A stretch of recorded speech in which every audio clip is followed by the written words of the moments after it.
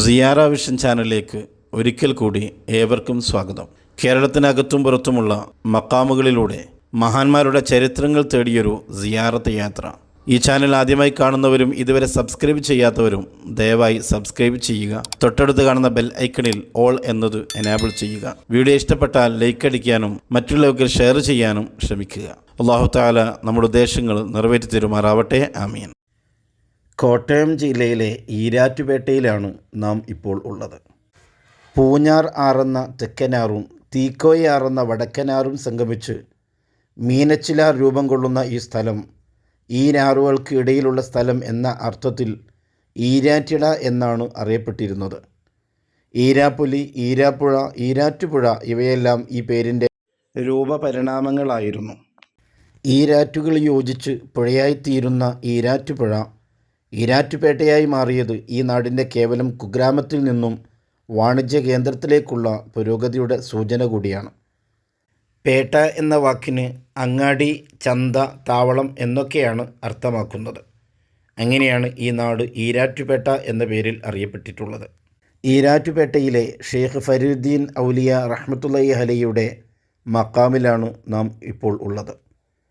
ഹിജ്റ 569 ഷഅബാൻ 29 ബുധനാഴ്ച അഫ്ഗാനിസ്ഥാനിലെ കോട്ടുദാനിലാണ് മഹാനായ ഷെയ്ഖ് ഫരീദുദ്ദീൻ റഹ്മത്തുള്ളാഹി അലൈഹി ജനിക്കുന്നത്.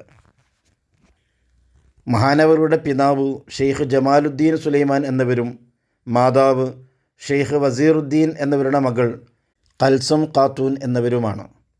പിതാവ് ചെറുപ്പത്തിലെ മരണപ്പെട്ടു. പിന്നീട് മാതാവിൻ്റെ ശിക്ഷണത്തിലാണ് മഹാനവറുകൾ വളർന്നത്.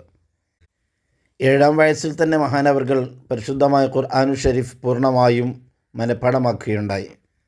9-ാം വയസ്സിൽ മുൽത്തഖാനിലെ മിൻഹാജുദ്ദീൻ തുർമദി എന്നിവരുടെ ദർസിൽ ചേർന്ന് മതപഠനം ആരംഭിച്ചു. പിന്നീട് ബഗ്ദാദ്, കണ്ടഹാർ, ബുഹാറ തുടങ്ങിയ സ്ഥലങ്ങളിലെ പാഠശാലകളിൽ നിന്നെല്ലാം ഇൽമ പഠിച്ചു. മുഴുവൻ ഫന്നുകളിലും അവഗാഹം നേടിയ ശേഷം ഖുതുബുദ്ദീൻ ബഖ്തിയാർ കാക്കിയുടെ ആത്മീയ ശിഷ്യത്വം സ്വീകരിച്ചു. ബഖ്തിയാർ തങ്ങളുടെ വഫാത്തിന് ശേഷം പ്രബോധന യാത്ര ആരംഭിച്ചു. മധ്യേഷ്യൻ രാജ്യങ്ങളിലെല്ലാം നീണ്ടകാലം പര്യടനം നടത്തിയ മഹാനവറുകൾ പിന്നീട് കേരളത്തിലെത്തുകയുണ്ടായി. മലപ്പുറം ജില്ലയിലെ പൊന്നാനിയിൽ മഹാനവറുകൾ ഏറെക്കാലം താമസിച്ചിട്ടുണ്ട്.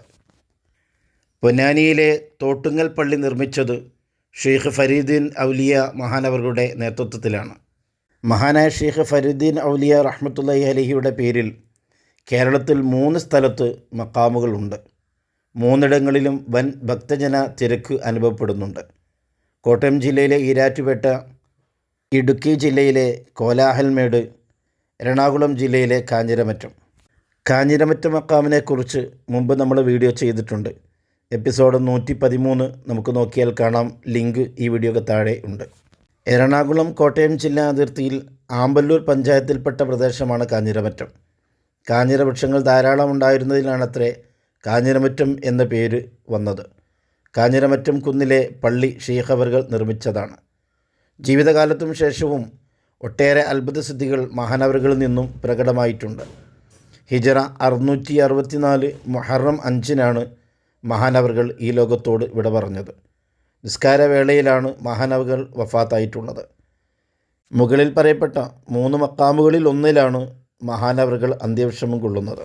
AD 1240കളിൽ ഈരാറ്റുപേട്ടയിൽ എത്തിച്ചേർന്ന മഹാനവറുകളുടെ ആദരസൂചകമായി പൂഞ്ഞാർ രാജാവ് കരമൊഴിവാക്കി നൽകിയ സ്ഥലത്താണ് മഹാനവറുകളുടെ സ്മാരകമായി പുതുപ്പള്ളി മക്കാം സ്ഥിതി ചെയ്യുന്നത്. മഹാനായ ഷെയ്ഖ് അവറുകളുടെ ബർക്കത്തുകൊണ്ട് അല്ലാഹു തആല നമ്മെയും കുടുംബത്തെയും ഇരുലോകത്തും വിജയികളിൽ ഉൾപ്പെടുത്തി തരുമാറാവട്ടെ.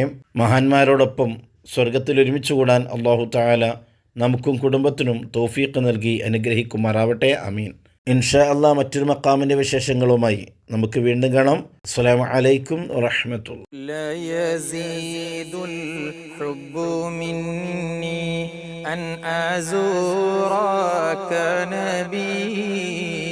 منا فضلا منك لقيا وجهكم خير النبي. الصلاة والسلام عليك يا رب റസൂലല്ലാഹ്